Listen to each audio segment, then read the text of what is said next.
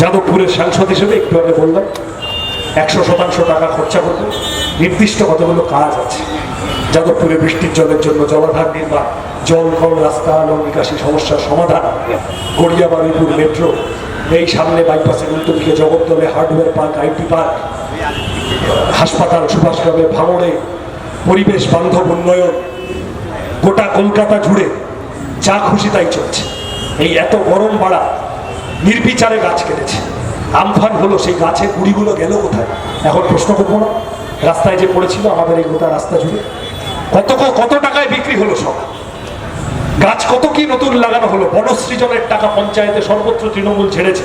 কলকাতা হলো একমাত্র শহর, আমরা কলকাতার মানুষ প্রশ্ন করবো না, কলকাতা একমাত্র শহর বা দেশের সবকটা মেট্রো সিটির মধ্যে যেখানে সবুজ কমেছে। যদি গাছের সবুজ বাড়াতে চান, তৃণমূলের সবুজটা কমাতে হবে। পুকুর বুঝিয়ে জলাশয় ভরাট করে প্রকৃতি প্রতিশোধ দেবে না। আমাদের পরিবেশের জন্য লড়াই করতে হবে।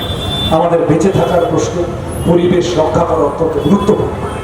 আমরা স্কুল, কলেজ, হাসপাতাল, মানুষের জীবন জীবিকার সমস্যা এগুলো নিয়ে লড়তে চাইছি। এই লড়াইতে প্রত্যেক দিন একটু একটু একটু একটু করে এগোচ্ছি, আর একটা দিন যাচ্ছে আর আরেকটু আত্মবিশ্বাসী হচ্ছি যে আমরা জেতার কাছাকাছি আসছি, আমরা জিতছি, জেতার মতো করে আমরা লড়ছি।